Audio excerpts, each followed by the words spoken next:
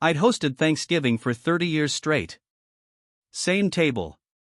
Same chairs. Same blue ceramic platter my father gave me the year I bought the house. For 30 Thanksgivings, my son walked through that door without knocking, ate until he couldn't move, and left with enough leftovers to last him until Monday. Last November, he sent me a text at 9:14 p.m. on the Sunday before the holiday. 7 words. Nobody wants you at Thanksgiving, Dad. Welcome to Dark Dad's Revenge. I'm glad you're here. If this story hits home, let me know in the comments, and go ahead and hit that like and subscribe button so you don't miss what comes next. Here, let me back up. My name is Carl Mathis. I'm 63 years old. I live in Columbus, Ohio, in a ranch house 3 blocks from where I grew up. I coached Little League for 14 seasons. I still rebuild carburetors for old Fords in my garage on weekends. I'm not rich. I'm not important. And for a long time, I didn't ask enough questions. That's my flaw. I trusted without checking. I assumed love was a two-way street just because I'd been driving on it my whole life. My son's name is Derek. He's 36. When he was 8, he broke his wrist falling off the monkey bars, and I held his other hand in the ER for 4 hours while we waited. When he was 16 and wrecked my truck, I didn't yell. I made him pay for half the repair, and we spent 3 Saturdays together fixing the fender. When he got married, I paid for the rehearsal dinner, $4,200, because his mother had passed 6 years earlier and I wanted him to feel like he had everything he needed. I wanted him to start his marriage without debt hanging over him. Derek married a woman named Vanessa. Blonde. Sharp. Always dressed like she was on her way somewhere better. She smiled with her mouth but not her eyes. I noticed that the first time I met her, but I kept it to me. You don't tell a man his fiancée smiles wrong. They had 2 kids. My grandkids. Ethan and Lily. Ethan's 9 now. Lily just turned 6. I've been at every birthday party. Every Christmas morning. Every Thanksgiving since Ethan was born. My house was the house. That's what Derek used to say. We'll be at the house, Dad. Not your house. The house. Like it belonged to all of us. Wednesday, November 22nd, 2023. 9:14 p.m. I was sitting in my recliner going over my grocery list for Thursday. Turkey was already thawing in the fridge. I'd bought the good dinner rolls from the bakery on Morse Road, the ones Lily liked because they're soft enough she doesn't need to chew hard. My phone buzzed. I figured it was Derek confirming what time they'd be over. I opened the text. Nobody wants you at Thanksgiving, Dad. I read it 3 times. I set the phone down. Picked it up. Read it again. It didn't change. I called him. Straight to voicemail. I texted back. What's going on? No reply. I waited 20 minutes. I called again. Voicemail. I didn't sleep that night. Thursday morning, I called him at 7 a.m. He answered on the 5th ring. His voice was flat. Annoyed. I asked him what the text meant. He sighed like I was wasting his time. He said Vanessa didn't feel comfortable around me anymore. I asked why. He said I made her feel judged. I asked when. He couldn't give me a date. He said it was just a vibe. A feeling. He said the kids didn't really want to come either. That one broke me. I asked to talk to them. He said no. He said they were planning Thanksgiving at Vanessa's parents' place this year and maybe it was time we took a break from the tradition. Those were his words. Took a break. Like 30 years was a gym membership he could cancel. I sat there at my kitchen table with a 22-pound turkey and nowhere to take it. I didn't fight him. I didn't beg. I said okay. I hung up. What I did next was nothing. I let it sit. I roasted the turkey anyway. I made the stuffing, the mashed potatoes, the green bean casserole my late wife used to make with the French onions on top. I set one place at the table. I ate alone. I packed up the leftovers and I drove them to the shelter on Main Street and left them in the kitchen. Then I went home and I sat with what I knew. Vanessa wanted me gone. That much was clear. What I didn't know yet was why. Over the next 3 weeks, I tried to reach out. I texted Derek twice a week. Short messages. Thinking of you. Hope the kids are good. He replied once. Busy. Talk soon. He never did. I tried calling Ethan's cell. I'd gotten him a phone for his birthday in case of emergencies. Vanessa had changed the number. I found that out when a stranger answered and asked who I was looking for. Christmas came. No invite. I sent gifts to the house by mail. A Lego set for Ethan. A stuffed bunny for Lily. I never got a thank you. Not from the kids. Not from Derek. Nothing. That's when my neighbor, Frank, asked me what was going on. Frank's 71. Retired plumber. Lives 2 doors down. We've had coffee every Sunday morning for 9 years. He noticed I wasn't putting up the lights on my roof this year. I always put up lights. He asked if I was sick. I told him the truth. He sat there for a long time. Then he said something I'll never forget. He said, "Carl, a man who loves his son that much doesn't just vanish from his grandkids' lives unless somebody's working real hard to make it happen. If you've been listening for a while, do us one quick favor. Subscribe, it costs you nothing and it means everything to us. Hit that like button and drop your thoughts in the comments." I started paying attention. I drove past Derek's house one Saturday in early January. I didn't stop. I just drove by. There was a for sale sign in the yard. I pulled over 2 blocks down and called the number on the sign. The realtor told me the house had just listed that morning. Asking price, $680,000. I asked when the family was planning to move. She said she couldn't discuss details, but the seller was motivated and looking to close fast. I hired a lawyer. His name is Ray Tolliver. He's 68, works out of a small office on High Street, and he's been practicing family law for 40 years. I told him everything. He asked if I'd ever been denied access to my grandchildren before. I said no. He asked if there was any documentation of abuse, neglect, or unsafe behavior on my part. I said absolutely not. He asked if I had records of my relationship with the kids. I said I had birthday cards, photos, texts going back years. He nodded. He said, "Then we have standing." Ray filed a motion for grandparent visitation rights under Ohio Revised Code 3109.051. In Ohio, if one parent is deceased and my wife is, a grandparent can petition for reasonable visitation if it's in the best interest of the child.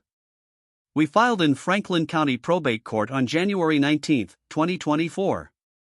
Derek was served on January 23. He called me that night. He was furious. He said I was trying to control his family.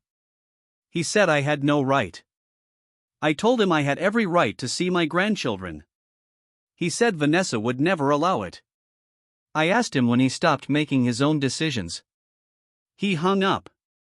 Ray told me to be patient. Anger is their first move, he said. Evidence is ours. We gathered everything. I gave Ray every photo I had of me with Ethan and Lily. Every birthday card I'd sent. Every receipt from gifts I'd bought. I gave him the email thread from when I helped Derek refinance his mortgage 3 years ago. I'd co-signed the loan because his credit wasn't strong enough on its own. I gave him the records showing I'd contributed $15,000 toward Ethan's medical bills when he had his tonsils out and their insurance didn't cover the full cost. I gave him 30 years of being present. Ray hired a private investigator named Monica Shorter. She spent 2 weeks doing what I couldn't. She found out Derek and Vanessa were planning to move to Arizona. Vanessa's brother owned a property management company in Scottsdale. They were going to work for him. The move was scheduled for March 10th. They weren't going to tell me. They were just going to leave. Monica also found something else. Vanessa had convinced Derek that I was planning to contest their custody. That I was going to try to take the kids. It was a complete lie. I'd never said anything like that. But she'd planted it. And Derek had believed her. The court hearing was set for February 14th, Valentine's Day. I remember that. Judge Paula Hendricks presided. Small courtroom. Derek and Vanessa sat on one side with their lawyer, a young guy in a gray suit who looked like he'd rather be anywhere else. I sat with Ray. Their lawyer argued that I was intrusive, overbearing, and that my sudden legal action proved I was trying to manipulate the family. He said the children were confused by my behavior and that continued contact would be destabilizing. Ray stood up. He's not a loud man. But every word he said landed. He walked the judge through the timeline. 30 years of hosted holidays. 14 years as a grandfather. Financial support. Emotional support. Consistent, documented presence. Then he showed the text. Nobody wants you at Thanksgiving, Dad. He showed the lack of response to my outreach. He showed the for sale sign, the planned move, the attempt to relocate out of state without notice. Then he called me to the stand. I told the truth. I said I loved my son. I said I loved my grandchildren. I said I had no interest in custody. I only wanted to remain in their lives. I said I didn't know what I'd done to deserve being erased, and that if someone could tell me, I'd fix it. I kept my voice steady. I didn't cry. I didn't rage. I just told the truth. Judge Hendricks took a recess. 20 minutes. When she came back, she ruled in my favor. She granted me supervised visitation, 4 hours every other Saturday, to be arranged at a neutral location, with a third-party supervisor present for the first 3 months. After that, if things went well, the supervision could be lifted. She also ruled that any out-of-state relocation required 30 days written notice to me and court approval. Derek didn't look at me when we left the courtroom. The first visit happened on February 24th, at a community center on Bethel Road. A woman named Clara supervised. She sat in the corner with a clipboard. Ethan and Lily came in holding Vanessa's hands. Vanessa didn't say a word to me. She let go of them and walked out. Lily ran to me first. She hugged my leg. Ethan hung back, but after a few minutes he came over and we started building with the Lego set I'd brought. The same one I'd mailed at Christmas. He told me he never got it. I didn't say anything. I just built with him. For 4 hours, we played. We laughed. Lily showed me a drawing she'd made at school. Ethan told me about his basketball team. When it was time to go, Lily asked when she'd see me again.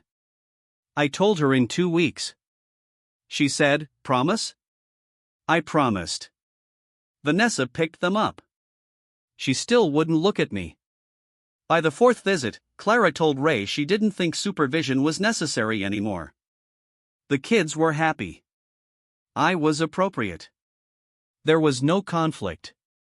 The supervision was lifted in May. Derek and Vanessa postponed the move. I don't know if it was the court order or the cost or the fact that their plan had been exposed. I didn't ask. I just kept showing up. In July, Derek asked to meet me for coffee. Just the two of us. We went to a Starbucks on Sawmill Road. He looked tired. Older. He said Vanessa was upset about the visitation. I said I was sorry she felt that way. He said he didn't understand why I'd had to make it legal. I looked at him for a long time. Then I said, "Because you wouldn't answer my calls. Because you took my grandchildren and tried to disappear. Because you let someone convince you I was the enemy." He didn't have an answer for that. I said, "Derek, I have loved you every single day of your life. Without question. Without condition. I never asked you to be perfect. I never asked you to be anything but my son. And when you needed me, I showed up. Every time. You needed me to co-sign a loan? I signed. You needed help with medical bills? I paid. You needed a place to come home to every holiday? I set the table. I did all of that because that's what fathers do. But you let her convince you I was a threat. And instead of asking me, instead of talking to me, you just cut me out. That hurt more than you'll ever know. He looked down at his cup. He said, I didn't know what else to do. I said, you could have trusted me. He nodded. He didn't apologize. Not that day. Maybe not ever. But he heard me. I know he did. I still see Ethan and Lily every other Saturday. Sometimes more. Derek doesn't come with them anymore, Vanessa usually drops them off. But last month, on Ethan's birthday, Derek called and asked if I wanted to come to the party. I said yes. I went. Vanessa didn't speak to me, but she didn't stop me from being there either. I'm not holding my breath for an apology. I'm not waiting for Derek to become the man I thought I raised. I'm just showing up. For my grandchildren. Because they didn't ask for any of this. And because I made them a promise. Here's what I learned. You can love someone with everything you have and still be disposable to them. You can give 30 years and lose it all in a 7-word text.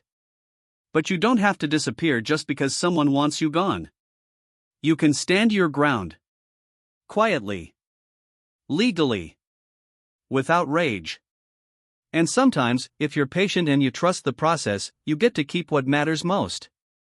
She knew I'd always show up. She never knew I'd fight to keep doing it. If you enjoyed this story, join our community by hitting that like button and subscribing for more real, raw, and family-centered stories. And as always, thank you for being a part of Dark Dad's Revenge. I'll see you on the next.